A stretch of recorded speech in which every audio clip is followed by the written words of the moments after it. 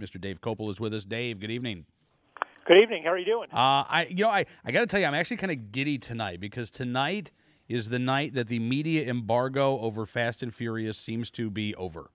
The New York Times, USA Today reporting on the Fast and Furious hearings will be taking place tomorrow. LA Times reporting on it. Have not seen a story from the Washington Post, but it appears, Dave, at long last, that the mainstream media has decided and discovered the story that Cheryl Atkinson from CBS News discovered back in February. Well, that's because they don't listen to NRA News, so they tend to be behind the curve. I'm just happy they're finally reporting it. They've got some work to do, but they are reporting it. Now, a story that's not getting a lot of coverage here, but I think is of great interest for gun owners, across the pond over in Finland, that country is introducing some very restrictive gun laws, and Finland has a substantial gun-owning population.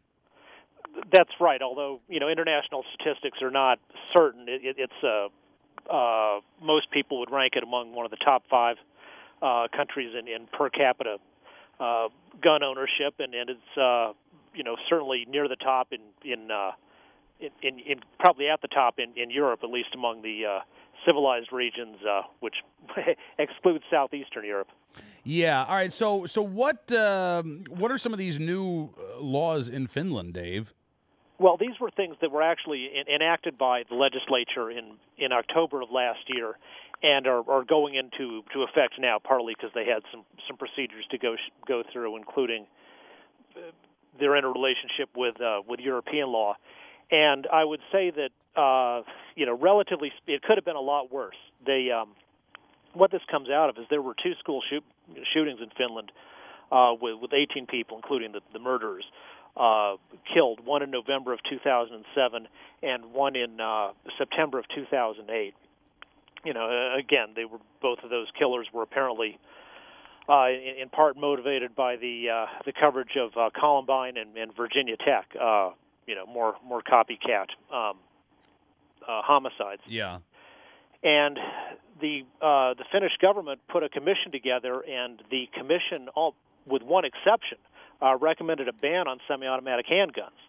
And the one dissenter on that was the Inspector General of the Finnish police. And so what has come out of it now is a more restrictive licensing system, but certainly a lot better than a ban on what would have been over half the handguns in Finland. Okay, now I understand, though, that there are some gun owners in Finland who are a little concerned about this. Teemu Similius, who is the head of the Finnish Hunters Association, says, how can one prove that one has been active in a hobby for 2 years if one cannot own the equipment? I mean, I guess this is one of the provisions, is that you have to show that you are actively involved in shooting as a hobby in order to get a license, but how can you prove that you're actively involved in shooting as a hobby when you can't shoot as a hobby until you get a license? That does seem to be a problem. I don't know if Finnish gun clubs are, say, allowed to let, say, provisional members borrow handguns to use on the premises,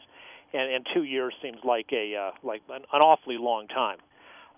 They also raised the minimum age for handgun possession from 15 to 20, and have a requirement now which already existed for if you're a doctor and you examine somebody and just as part of your medical care you determine they're not fit to drive, you're actually required by law to report that to the police, who will then yank the driver's license. And there's now a similar requirement for gun ownership. Oh, really? You report somebody. If you think somebody would not be able to safely own a gun, then the doctor must inform the police that person's got a gun license that would be revoked.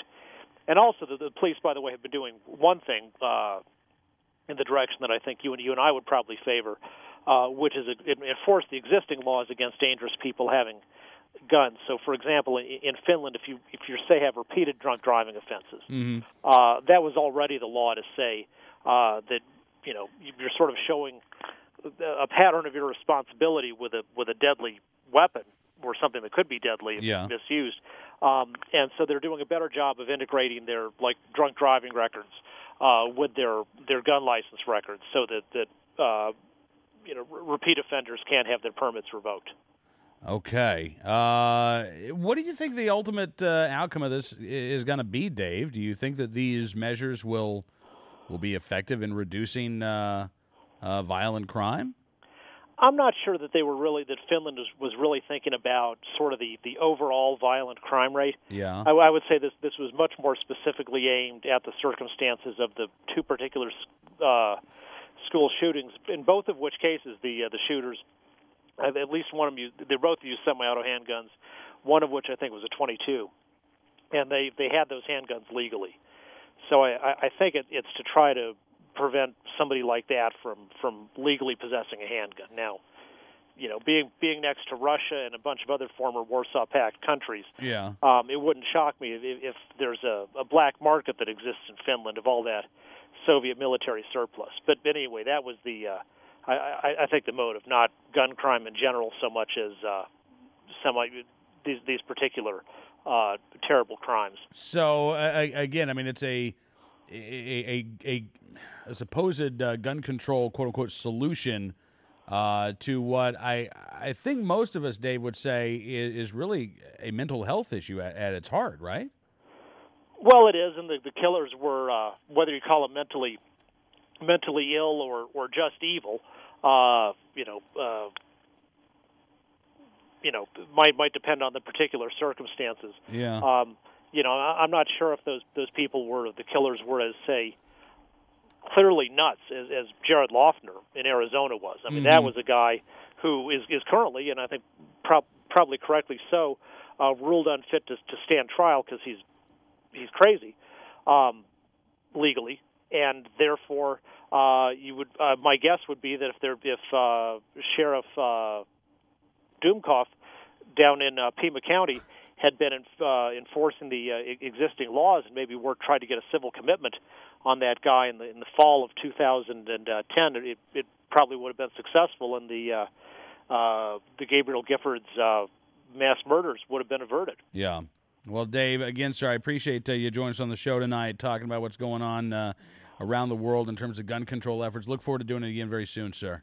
Sounds good. Thank you so much. Dave Coble, Research Director at the Independence Institute.